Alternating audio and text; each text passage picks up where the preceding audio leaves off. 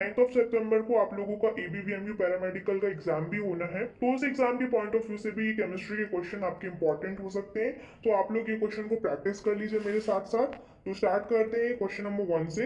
यहाँ पे आपसे पहला क्वेश्चन पूछा गया है, what is the correct representation of water of crystallisation of copper sulphate. Water of crystallisation of copper sulphate का क्या करेक्ट फॉर्मूला होगा या हम इसे किस तरह रिप्रेजेंट कर सकते हैं। तो आपके ऑप्शन दिए गए हैं CuSO4.6H2O, CuSO4.5H2O, CuSO4.7H2O, CuSO4.8H2O। यानी कि कॉपर सल्फेट का हाइड्रेटेड फॉर्म में आपसे करेक्ट रिप्रेजेंटेशन या करेक्ट फॉर्मूला पूछा गया। तो करेक्ट आंसर होगा आपका option number 2, that is CuSO4.5H2O। CuSO4.5H2O को हम ब्लू विट्रॉल भी बोलते हैं। आपसे ये क्वेश्चन भी कई बार पूछे गए हैं एग्जाम में, ब्लू विट्रॉल का फॉर्मूला क्या होता है एक्सेट्रा। उसमें ऑप्शन कुछ दिए होंगे, उसमें आपको एक ऑप्शन CuSO4.5H2O का दिया होगा, तो ये आपका करेक्ट आंसर होगा। तो इस ब्लू विट्रॉल के फॉर्मूले को भी माइंड में रखिएगा। ये ब्लू विट्रॉल पर भी काफी क्वेश्चंस कई बार पूछ लिए जाते हैं आपके एग्जाम में। अभी कल जो पीजिम्स का पेपर हुआ, पीजिम्स रोहतक का, उसमें भी ये क्वेश्चन पूछा गया था that what is the formula of blue vitriol. तो उसमें आपका CuSO4.5H2 ऑप्शन करेक्ट होगा। फिर यहाँ पे आपसे सेकंड क्वेश्चन बोल रहा है, AZT यानी azidothymidine is used for helping dash patient. ये जो AZT यानी एजिडोथाइमिडीन जो मेडिसिन है, तो इस मेडिसिन का किस पेशेंट को हेल्प करने में यूज किया जाता है।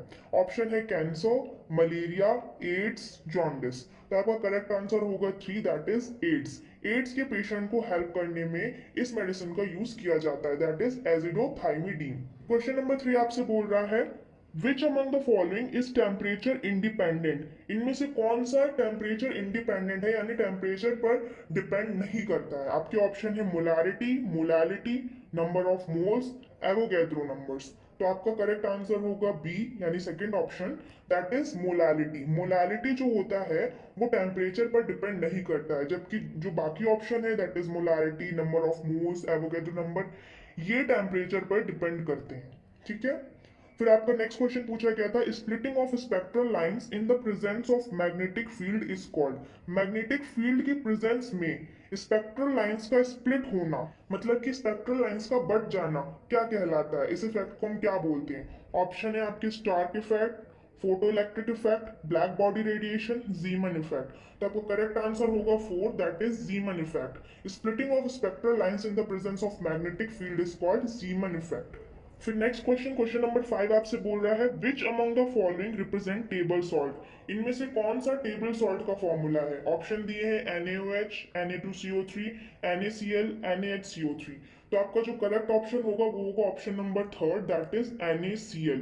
ये अभी BSc नर्सिंग का जो एग्जाम हुआ था आप लोगों का KGMU ABVMU का, उसमें भी सेम क्वेश्चन आया था, एग्जैक्टली यही पूछा था, टेबल सॉल्ट का फॉर्मूला क्या होता है, दैट इज NaCl, या सोडियम क्लोराइड भी लिखा हो सकता है ऑप्शन में फुल फॉर्म। और इसको हम और दो नाम से जानते हैं, दैट इज रॉक सॉल्ट। एक इसको हम रॉक सॉल्ट के नाम से भी जानते हैं, दूसरा इसको हम कॉमन सॉल्ट भी बोलते हैं, जो हम खाने में यूज करते हैं, डेली यूज करते हैं अपने खाने में। तो ये दो क्वेश्चन आपसे पूछे गए थे, rock salt and table salt, और उसका सेम ही ऑप्शन था, क्योंकि NaCl के ही ये अलग अलग नाम होते हैं। तो आप माइंड में ये रखो कि NaCl को table salt, rock salt, common salt, ये तीनों नाम से जाना जाता है। ये अगर तीनों नाम में से कोई भी ऑप्शन आपको आता है और उसमें NaCl दिया गया है, तो NaCl इसका करेक्ट आंसर होगा। फिर क्वेश्चन नंबर 6 आपसे पूछा गया है, ऑक्सीडेशन क्या होता है। तो आपके ऑप्शन है loss of electrons, gain of electrons, acceptor of electrons, none of the above. तो आपका जो करेक्ट ऑप्शन होगा वो होगा first option, that is loss of electron. Loss of electron is called oxidation, जबकि gain of electron is called reduction. अगर reduction पूछ लिया होता तो वहां पर आपका गेन ऑफ इलेक्ट्रॉन हो जाता। ठीक है। फिर क्वेश्चन नंबर 7 आपसे बोल रहा है, which among the following is intermediate conformation. Intermediate conformation इनमें से कौन सा है। आइसोमेरिज्म चैप्टर वाले में आपने पढ़ा होगा, eclipse, staggered, saw horse and skew conformation. तो जो इंटरमीडिएट कन्फर्मेशन होता है उसको हम बोलते हैं स्क्यू। तो इसमें करेक्ट आंसर आपका होगा फोर्थ ऑप्शन। क्वेश्चन नंबर 8 आपसे यहाँ पे बोल रहा है, blue baby syndrome is due to excess of which element. Blue baby syndrome किस एलिमेंट के अधिकता से होता है, कौन से मतलब एलिमेंट अगर बढ़ जाए बॉडी में तो ब्लू बेबी सिंड्रोम हो जाता है। ऑप्शन दिए हैं नाइट्रेट, लेड, सल्फेट, फ्लोराइड। तो आपका करेक्ट आंसर होगा first option, that is nitrate. Body में नाइट्रेट की मात्रा बढ़ जाने पर ब्लू बेबी सिंड्रोम की बीमारी हो जाती है। क्वेश्चन नंबर 9 यहाँ पे आपसे बोल रहा है all natural and artificial radio active decay of unstable nuclei take place by dash order kinetics. Kinetics में आपने पढ़ा होगा zero order reaction, first order reaction, second order, ये सब। तो option zero, first, second, zero, ये सब आपको ऑप्शन दिए गए हैं। तो देखो सबसे सिंपल सी चीज है, आपको माइंड में बस एक चीज रखनी है कि जहां पर भी रेडियो एक्टिव डिके या आर्टिफिशियल, ये जो भी रेडियो एक्टिव का नाम आ जाता है कहीं भी, तो इसका सीधा सिंपल रिलेशन होता है फर्स्ट ऑर्डर रिएक्शन से। तो आपका करेक्ट आंसर हो जाएगा फर्स्ट। फिर क्वेश्चन नंबर 10 आपसे बोल रहा है hematite is an ore of which metal. Hematite किस मेटल का ओर होता है? ऑप्शन दिए हैं जिंक, कॉपर, एल्यूमिनियम, आयरन। तो आपका करेक्ट आंसर होगा option number 4, that is iron. Hematite जो होता है वो आयरन का ओर होता है। ये ऑक्साइड ऑफ आयरन होता है जिसका फॉर्मूला होता है Fe2O3। इसको हम बोलते हैं हीमेटाइट। क्वेश्चन नंबर 11 यहाँ पे आपसे बोल रहा है in the strongly acidic medium aniline is. Strongly acidic medium में एनिलीन किसकी तरह वर्क करेगा? मेटा डायरेक्टिंग की तरह, ऑर्थो डायरेक्टिंग की तरह, पैरा डायरेक्टिंग की तरह, या फिर न्यूट्रल? तो आपका जो करेक्ट ऑप्शन होगा वो होगा answer number A, that is Meta directing. Aniline Meta directing की तरह काम करेगा, ठीक है। फिर आपका क्वेश्चन नंबर 12 बोल रहा है Novestrol is which type of drug. Novestrol एक ड्रग का नाम है, ये किस टाइप का ड्रग होता है? ऑप्शन दिए एंटीसेप्टिक, एंटीबायोटिक, डिसइंफेक्टेंट या एंटी फर्टिलिटी। तो आपका करेक्ट आंसर होगा D, that is anti fertility. Novestrol is a anti fertility drug.